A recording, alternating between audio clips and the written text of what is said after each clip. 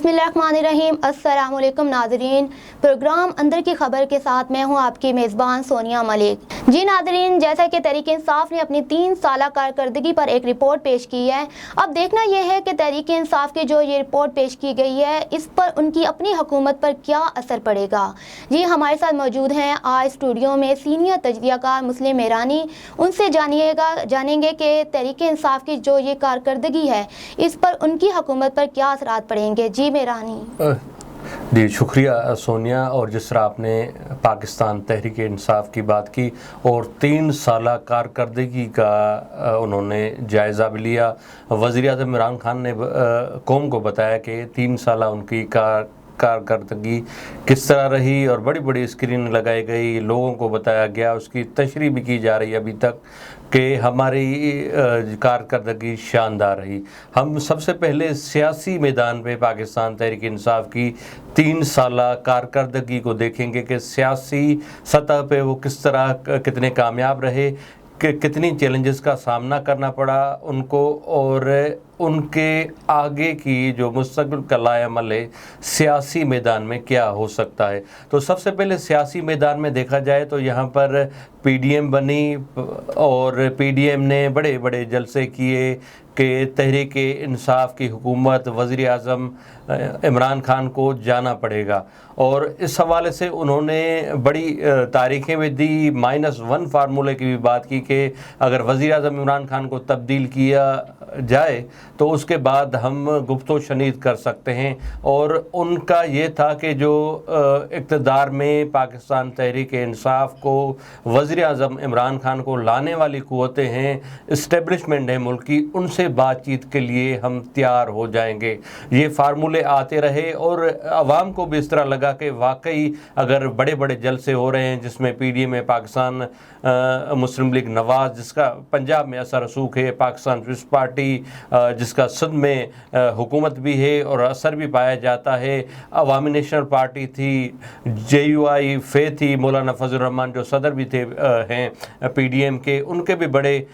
लोग इकट्ठे हो जाते हैं, मदरसे के तालबा जो हैं स्टूडेंट वो आ जाते हैं। तो बड़े इज्तिमा इस्लामाबाद समेत पूरे मुल्क में नज़र आए कि जी लोग सोचने पे मजबूर हो गए कि वाकई अगर ये लोग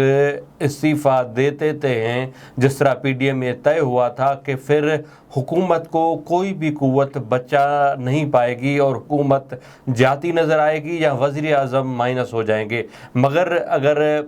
उनकी पाकिस्तान तहरीक इंसाफ की कारकर्दगी सियासी मैदान में देखी जाए अपोजिशन के हवाले से तो वो तो इसमें हम ये कामयाबी ज़रूर कहेंगे कि पाकिस्तान तहरीक इंसाफ के क्रेडिट पे जाती है कि वो अपोजिशन को मुत्तहद होने उन्होंने नहीं दिया। पीडीएम की जो सूरत हाल है, पाकिस्तान पीपल्स पार्टी उनसे बाहर है, अवामी नेशनल पार्टी उससे बाहर है और उसके बाद नई रूह फूंकने की कोशिश की गई अपोजिशन लीडर मियां शहबाज शरीफ की तरफ से कि हम पार्लियामेंट के अंदर जो तमाम अपोजिशन की पार्टियां हैं वो मुत्तहद हो जाएं। तो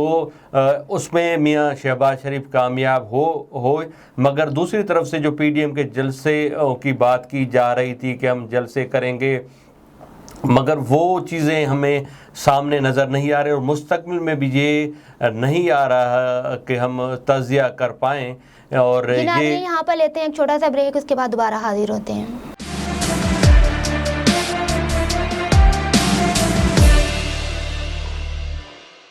वेलकम बैक नाजरीन। जी हम बात कर रहे थे वज़ीर-ए-आज़म की सियासत पर, अब मज़ीद जानते हैं इसी सियासत पर। जी मेरानी साहब। जी सोनिया, जिस तरह हम अपोजिशन का क्रेडिट दे रहे थे कि अपोजिशन को पाकिस्तान तहरीक इंसाफ ने मुत्तहद होने नहीं दिया, अगर आगे चलें कि मनफी ऐसी कैसी चीज़ें हुई मुल्क के मंजरनामे पे जिनके मनफी असरात पाकिस्तान तहरीक इंसाफ पे पड़ सकते हैं सियासत में, वो सियासी इत्तेहाद हैं। जिस तरह MQM पाकिस्तान है तो 3 साल के बाद ये लग रहा है कि ये सूरत हाल बन रही है कि MQM पाकिस्तान किसी भी वक्त आने वाले वक्त में पाकिस्तान तहरीक इंसाफ को खैर बात कह सकती है। इसी तरह पाकिस्तान मुस्लिम लीग قائد اعظم کے چودھری برادران ہیں جن کو اسپیکر ہیں پنجاب اسمبلی کے، تو ان کی بھی یہ ہے کہ بارہا چیزیں یہ شکوے شکایتیں آ جاتی ہیں کہ پاکستان تحریک انصاف سے وہ اتنے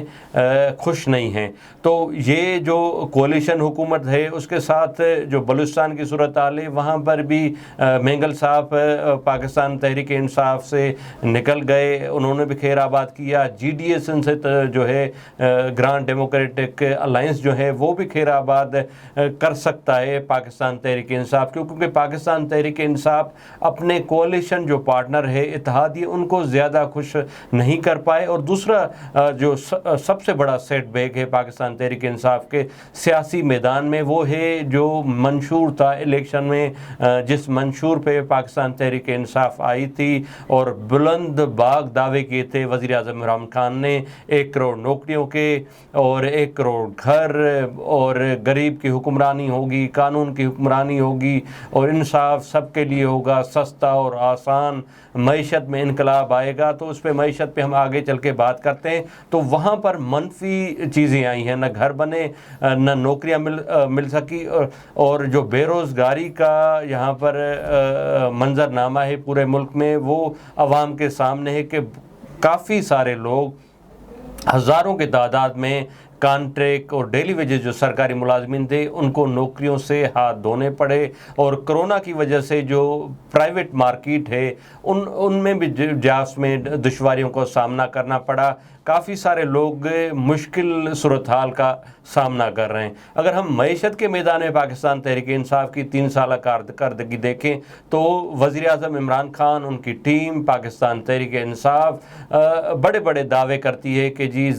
ملک کا زر مبادلہ جو ہے وہ آسمان سے بھی آگے جا رہا ہے، مگر اس کے ساتھ ڈالر کی بھی اونچی اڑان ہے کہ ڈالر کس طرح آگے جا رہا ہے اور کس طرح FBR میں فیڈرل بورڈ آف ریونیو میں اس کی جو ڈیٹا اس کو ہیک کیا گیا اور اس کے ہیک کر کے ڈالر کو آگے لے جایا گیا۔ IMF سے مذاکرات جاری ہیں اور مزید پاکستان کو قرضوں کی ضرورت پڑے گی۔ تو معاشی میدان میں یہ چیزیں تو ہیں کہ زر مبادلہ لے آئے، دوست ممالک جو ہیں ان سے آپ نے قرضے جو ہے ریشیڈول کروائے، اس کے ساتھ یہ تیل کی جو تھی وہ بلا سود آپ نے سعودی عرب سے مدد حاصل کی، چین سے آپ نے کم اس پہ سود پہ قرضے لیے، مگر اس کے بعد جو منفی اثرات ہیں معیشت کے میدان میں وہ مہنگائی ہے، بے روزگاری ہے، آپ مواقع پیدا نہیں کر پائے ملک میں عوام کے لیے۔ نوجوانان کی آپ بات کرتے ہیں کہ پاکستان تحریک انصاف نوجوانوں کی پارٹی ہے، مگر نوجوانوں کے لیے نہ روزگار کے مواقع پیدا کر پائے، نہ آپ وہ سرکاری سیکٹر میں چاہے پرائیویٹ سیکٹر میں کہیں بھی جابس آپ کو نظر نہیں آتی کہ نوجوانان جو ہزاروں کی تعداد میں یونیورسٹیوں سے فارغ التحصیل ہوتے ہیں، ڈگریاں لے کے وہ پھر رہے ہیں، مگر جابس آپ کے پاس نہیں۔ تو معاشی میدان میں ایک طرف سے تو آپ کے ہیں کہ آپ چاہ رہے تھے کہ جی ہم سبسڈیز دیں گے، ایمنسٹی دی آپ نے کنسٹرکشن سیکٹر میں، آپ نے کہا کہ جو بھی گھر بنائے گا اس سے نہیں پوچھا جائے گا کہ آپ کے پاس کتنے پیسے ہیں اور پیسے کہاں سے آئے۔ آپ نے سیمنٹ پہ آپ نے ایمنسٹی دی، سبسڈی دی، مگر اس کے باوجود بھی جو چیزیں ہیں کہ آپ نے لونز جو ہیں وہ دیے کہ جی روشن پاکستان کے اوورسیز پاکستان میں آئے، اپنا گھر اسکیم پاکستان کے حوالے سے آپ نے کہا کہ لوگ جو بے گھر ہیں ان کو دیا جائے گا، اپنے گھر بنائیں، مگر اس کے باوجود دشواریاں بہت ساری ہیں۔ لوگ جو بینکس کی ریکوائرمنٹ ہے کہ بینکس بھی یقیناً اپنے آپ کو سیکیور کر کے آگے چلیں گے، اور اس کے علاوہ جو ہے کہ جو بھی آپ قرضہ لیں گے اس میں 10% آپ اپنی طرف سے پے کرنا ہوتا ہے، مگر آپ دیکھیں کہ لوگ جو ہیں دہاڑی والے مزدور ہو، چاہے وہ سرکاری ملازمین ہو چاہے پرائیویٹ جاب، تو ان کی قوت خرید بری طرح متاثر ہوئی ہے۔ ان کے پاس 10% بھی نہیں ہے کہ وہ دے پائیں اور اپنا گھر جو ہے اسکیم سے وہ مستفید ہو پائیں۔ اس طرح سماجی صورتحال اگر دیکھا جائے 3 سالہ کارکردگی پاکستان تحریک انصاف کی، تو 3 سالہ کارکردگی میں جو وومن ہراسمنٹ ہے، ورکنگ وومن کی ہو، چاہے عام جگہوں پہ جو صورتحال ہے، امن امان کی جو صورتحال ہے، اس میں بھی جو ہے منفی اثرات نظر آ رہے ہیں کہ آپ نے بلند باغ دعوے کیے کہ ہم پولیس ریفارم کریں گے ملک میں، ہم عدلیہ میں ریفارم کریں گے، اور اس کے علاوہ ہم انقلاب لائیں گے سماجی لحاظ سے، اخلاقیات کے لحاظ سے، کہ پاکستان جو ہے پوری دنیا میں مشہور ہوگا اور یہ نام لے کے کہا جائے گا کہ اگر اخلاقی لحاظ سے اور سماجی لحاظ سے پاکستان نے ترقی کی اور پاکستان نمبر 1 ہوگا۔ مگر عائشہ اکرم کا کیس آپ کے سامنے آئے روز ہراسمنٹ کے کیس ہوتے ہیں، اور آپ دیکھ رہے ہیں کہ ایک دم عائشہ اکرم کا کیس آیا، اس کا سپریم کورٹ اعلیٰ عدلیہ نے بھی نوٹس لیا، مگر منظرنامے پہ ایک دم ہی غائب ہو گیا۔ اور اس طرح کافی سارے کیسز ملک میں آتے ہیں۔ ایک تو دن اگر سوشل میڈیا پہ اس کو آپ اور ہم اٹھاتے ہیں، ہم جیسے لوگ اٹھاتے ہیں، اس کے بعد اور ایشوز آ جاتے ہیں، تو اس کے بعد جو سماجی صورتحال ہے وہ بھی آپ کے سامنے۔ تو اوورآل 3 سالہ کارکردگی میں بلند باغے جو دعوے کیے تھے وہ بھی آپ کے سامنے ہیں، مگر کارکردگی سے لوگ جو عام بندہ ہے وہ مطمئن نہیں نظر آ رہا۔ پنجاب کی بات کریں جی، آپ نے جیسے بات کی ہے کہ جو حکومت کی جو کارکردگی ہے وہ اتنی اچھی نہیں ہے، تو مہنگائی کے بارے میں آپ کیا بات کریں گے؟ کیونکہ جو یہ رپورٹ پیش کی گئی ہے اس میں انہوں نے مہنگائی کا اتنا ذکر نہیں کیا، تو مہنگائی کے بارے میں آپ کیا بات کریں گے؟ سونیا، جو وزیر اعظم عمران خان صاحب نے بات کی، اور یہی حکومتوں کا ہوتا ہے کہ اپنے منفی چیزوں کو چھپایا جاتا ہے، اور جو ایسی ہوتی ہیں جن پہ کریڈٹ لینے والی جہاں جو منفرد چیزیں ہوتی ہیں ان کو ہائی لائٹ کیا جاتا ہے۔ اور تو پاکستان تحریک انصاف نے بھی ماضی کی حکومتوں کی طرح جو وہ کام کرتے تھے وہی کیا۔ تو مہنگائی آپ کے سامنے ہے، اور لوگ کی جو سیٹسفیکیشن ہے عام عوام کی وہ اس لیے نہیں ہو رہی کہ وہ بڑے بڑے بینر دیکھ کے وہ نہ کھا سکتے ہیں نہ ان سے خوش ہو سکتے ہیں۔ آپ جو ہیں پاکستان تحریک انصاف کے ڈائی ہارڈ فین ہو سکتے ہیں خوش کہ جی وزیر اعظم نے جو ہے اس طرح بات کی، اور انہوں نے جو ہے جو عالمی قوتیں ہیں ان کو آنکھوں میں آنکھیں ڈال کے بات کی، مگر غریب عوام کو روزگار چاہیے، اس کا پیٹ بھرا ہونا چاہیے، اس کو سکون چاہیے، سستا انصاف چاہیے، اس کو جو ریٹ ٹیپزم ہوتا ہے بیوروکریسی میں اس کا خاتمہ چاہیے، اس کو سماجی اور سیاسی اور معاشی انقلاب کا وعدہ کر کے آئے تھے کہ ہم پاکستان تحریک انصاف جو ہے وہ انقلاب لائے گی، مگر وہ انقلاب نظر نہیں آتا۔ رنگین بینر نظر آتے ہیں پاکستان تحریک انصاف کی کارکردگی کے، مگر عوام کے چہروں پہ مسکراہٹ نہیں ہے، عوام مطمئن نہیں ہے پاکستان تحریک انصاف کی کارکردگی سے۔ میرانی صاحب، چلے یہ تو بات ہو گئی ہے کہ ان کی کارکردگی کیسی تھی، کیسے ان کے جو انہوں نے جو بھی رپورٹ پیش کی اس میں ساری ان کی کارکردگی کو انہوں نے اپنا پیش کیا، لیکن اب بات یہ ہے کہ اندر کی بات ہم جاننا چاہتے ہیں کہ وزیر اعظم کے مطابق ان کے کون سے ایسے وزیر ہیں جن کی کارکردگی سے وہ خود خوش نہیں رہے؟ سونیا، دیکھیں کہ پاکستان تحریک انصاف کی 3 سالہ جو حکومت رہی اس میں ہم دیکھتے ہیں کہ کون سی وزارتوں کو تبدیل کیا گیا۔ 2 وزارتیں ہیں جن پہ زیادہ وزیر اعظم عمران خان کا فوکس رہا، ایک ہے معیشت، دوسری ہے اطلاعات۔ معیشت پہ حفیظ شیخ صاحب آئے، پھر اپنے پاکستان تحریک انصاف کے ممبر نے قومی اسمبلی ان کو لگایا گیا، اور اسد عمر صاحب جو روئے رواں تھے پاکستان تحریک انصاف کے اور ابھی بھی ہیں، وہ پلاننگ کو دیکھ رہے ہیں کہ ان کے پاس ایسی کتاب تھی کہ وہ 100 دنوں میں پاکستان میں انقلاب لانے کی دعوے کرتے تھے کہ ہم نے سب کچھ تیار کر لیا، مگر ان کو بھی ہٹایا گیا کہ شاید ان کی کتاب جو تھی انقلاب والی وہ گم ہو گئی کہیں پہ۔ ابھی آپ دیکھیں کہ شوکت ترین صاحب آئے جو پاکستان پیپلز پارٹی کے دور میں وزیر خزانہ تھے، اور ان کا بھی یہ ٹریک ریکارڈ رہا ہے کہ وہ زیادہ عرصہ پاکستان تحریک انصاف میں نہیں رہ پائیں گے۔ دوسری طرف سے جو منسٹری ہے وزارت اطلاعات ہے، وہ چاہے پنجاب میں دیکھ لیں چاہے وفاق میں دیکھ لیں تو ان میں ہی رد و بدل کی جاتی ہے، اور ابھی بھی یہ 2 وزارتیں ہیں جن میں تبدیلی آ سکتی ہے، کیونکہ وزیر اعظم پاکستان جناب عمران خان صاحب کہتے ہیں کہ اتنی تشریح کرو کہ لوگوں کو وہی سچ لگنا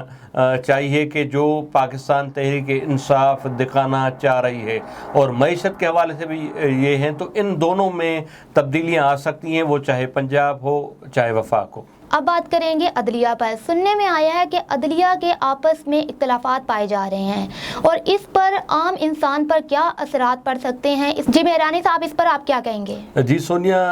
اس طرح کی تاثر پایا جاتا ہے ملک میں، اور جو منظرنامے پہ خبریں آتی ہیں، تبصرے آتے ہیں، اور جس طرح کی ریمارکس عدلیہ کے کیسز میں سننے میں آتے ہیں اعلیٰ عدلیہ کے، تو اس پہ یہ تاثر ملتا ہے۔ اور جسٹس عیسیٰ صاحب جو ہیں، فائز عیسیٰ صاحب کے حوالے سے ریمارکس آئے، اور اس کے علاوہ یہ بھی کیس آیا ہے کہ جی جو جنرل ہراسمنٹ میں انہوں نے سو موٹو لیا تھا، اور پھر اعلیٰ عدلیہ کا چیف جسٹس کا یہ ریمارکس آئے کہ جی سو موٹو جو ہے ایک چند صرف chief justice of supreme court of Pakistan, جو بھی چیف جسٹس وہ لے سکتا ہے اور ججز نہیں لے سکتے۔ اس پہ تبصرے تجزیے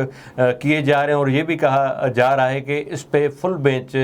بیٹھنی چاہیے، اس کے بعد غور و فکر کیا جانا چاہیے، یہ بڑے بڑے وکلاء کا کہنا ہے۔ عوام کی دیکھیں کہ سپریم کورٹ آف پاکستان میں ہزاروں کیسز جو ہیں زیر التوا ہیں، اور اس میں دیکھیں کہ زیادہ تر جو ہیں وہ سیاسی نوعیت کے کیسز آتے ہیں، اور کافی ایسے بھی کیسز ریکارڈ پہ ہیں جو لوگ پھانسی چڑھ گئے یا اس جہاں میں نہیں رہے، اور اس کے بعد ان کی باری آئی سپریم کورٹ آف پاکستان میں، اور اس پہ پھر افسوس ہی کیا گیا کہ اتنا سارا وقت جو ہے وہ گزر گیا اور ان کو انصاف نہیں مل پایا۔ اس طرح کافی سارے کیسز ہیں۔ اگر راستہ دیکھیں سپریم کورٹ آف پاکستان کا تو ریڈ زون میں آتا ہے، عام بندہ جو ہے وہ نہیں جا سکتا، وہ سپریم کورٹ آف پاکستان نہیں روکتی اس کو۔ جو لا اینڈ آرڈر کی سچویشن ہے، اور جو ایجنسیاں ہیں اور پولیس کی جو چوکیاں ہیں، اس سے ایک غریب بندہ جو ہے، جو بے یار مددگار ہو، جس کا کوئی پرسان حال نہیں، وہ وہاں تک پہنچ ہی نہیں سکتا۔ اور سپریم کورٹ آف پاکستان اگر پہنچ گئے تو بھاری برکم جو ہیں فیسز ہیں وکلاء کی، ہمارے جو انسانی حقوق کے ہیں، جو انصاف دلواتے ہیں۔ اور اگر ہم اور نچلی سطح کے جو کیسز ہیں، جہاں اعلیٰ عدلیہ کی جو ماتحت عدالتیں ہیں، وہاں بھی دیکھتے ہیں کہ جو دیوانی مقدمات کہا جاتا ہے کہ اگر ایک بندے نے وہاں پر کیسز کیا تو اس کا پوتا پڑ پوتا بھی وہ حاضریاں کاٹنے کے لیے، سنوائی کے لیے وہ عدالتوں میں جاتا نظر آتا ہے۔ اور